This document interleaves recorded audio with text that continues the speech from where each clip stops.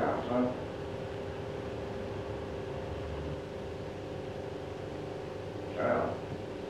Housing. Well, it's a huge subject. I think everyone will agree that the first thing to do was to get on with the building of the new houses. And that we have done. In the last year of socialist government, under 200,000 new houses were built in Great Britain. In our first full year, 1952, we got 240,000. And in 1953, the year just over, the figure is well over 300,000. Since we have got 320,000 houses under construction when we finish the year, it's quite clear that 1954 will be better still. So that you may say that the problem of the new houses is not solved, nothing is ever solved, but I think we are running at about the maximum rate that the country can manage or ought to try to achieve. We'll keep it running at 300,000 or thereabouts, and that gives us now the elbow room, the opportunity, for the first time for many years, to turn to the second problem, perhaps the biggest of all, and that is how to deal best with the old houses. I suppose the truth is that it's a very complicated business, Mr. Macmillan. How do you propose to deal with the old houses? Well, you're right. It's a complicated business, and like everything else, there isn't.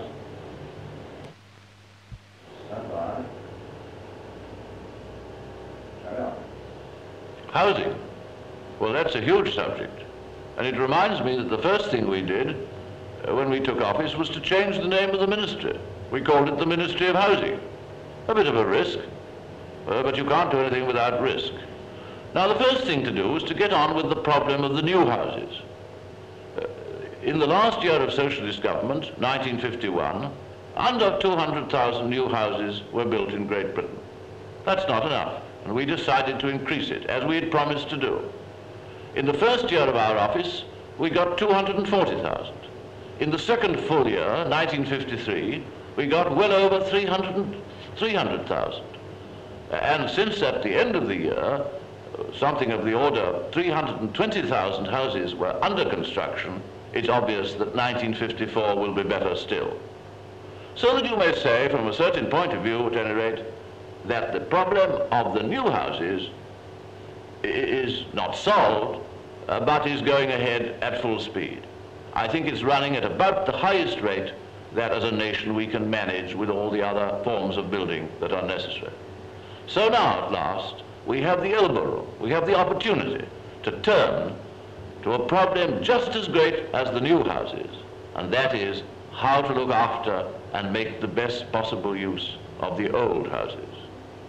The truth is, I suppose, that it's a very complicated business. How do you intend to deal with the old houses? Well, it's complicated enough. You're right in that. And I think, like every complicated problem, the thing is to break it up into its different parts. Cut. The truth is, I suppose, that it's a very complicated business.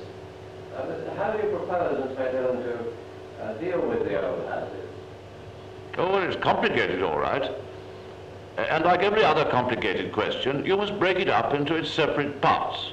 There's no simple and single solution for a very complicated problem.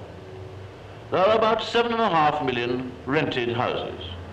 Some of them are very old, some of them are 100 years old.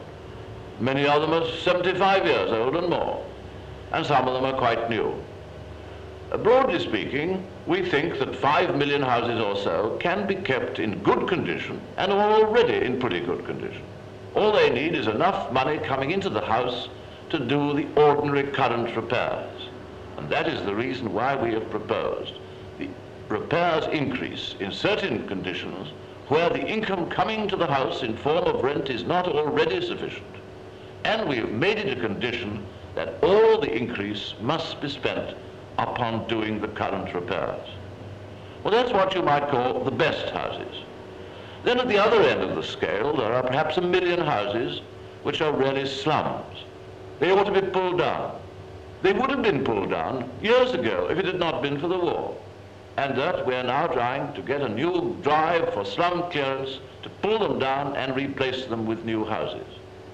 And then there are a great number, 1 million, perhaps 2 million, somewhere in between the two categories. And it's sometimes overlapping. And it's those houses that we must try to deal with by the methods which you are going to see described in this film. There are many houses which are too big, old-fashioned, not suited to modern conditions, basements and all the rest. They can be converted into good flats. The structure is good. All that is needed is to work upon them and make them a very good addition to our housing needs. And then there are a lot of old houses of varying ages, especially in the old industrial towns, which are still structurally good. You know, they built pretty well in the old days in many of the old towns. The trouble is that they're out of date, that they're not suited for what people need and are entitled to have nowadays. Haven't got the water and the bars and the ranges and the right kind of equipment and the crowded and yet they can be made good houses by what is called improvement. Now we're going to try and make a big drive on the improvement of this type of house. It costs more money than the landlord could do or the tenant could pay for without some help, and that is where we are giving the subsidy to pay part of the cost. You will see in this film a very good example, which I understand has been done in a town that I know very well and ought to know very well, for I was Member of Parliament for it for 20 years and more, Stockton-on-Tees. There you have a typical example of houses structurally good, out of date in their equipment and their amenities, converted into really good houses that will last the nation for 20 or 30 years to come before the time comes when they, in their turn, will be swept away and make room for the new. And it's this part of the whole business, the improvements, which I want to make a great drive. Altogether, the building of the new houses, we're going on with. The old houses, with the repairs increase, which will do the maintenance. With conversions, which will deal with the old houses. With slum clearance, which will pull down those that are hopelessly beyond repair. And with this method of improvement, all this together, we call Operation Rescue. We're determined to put the same drive and energy behind it as we have for the last 2 years put behind the building of the new houses and reached the post-war record in that sphere.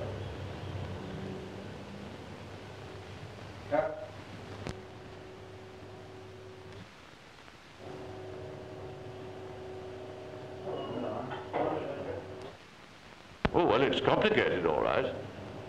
Like everything? I think that's all right.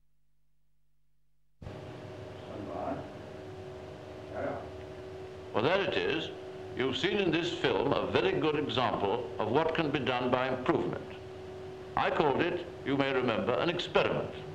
I think it's more than that now. It's a proved success. Improvements are one of the most important features in the whole campaign. You perhaps may remember what they are. Oh, no, start again. We've got to start. It's very short. Start from the beginning.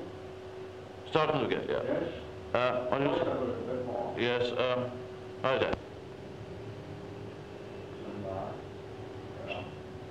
The truth is, I suppose, that it's a very complicated question. How do you propose, Mr. Macmillan, to deal with the question of old houses? Oh, yes, it's a complicated question, all right, and that's why it must be dealt with in a number of different ways. There are altogether about 7.5 million. Sorry. Just a second.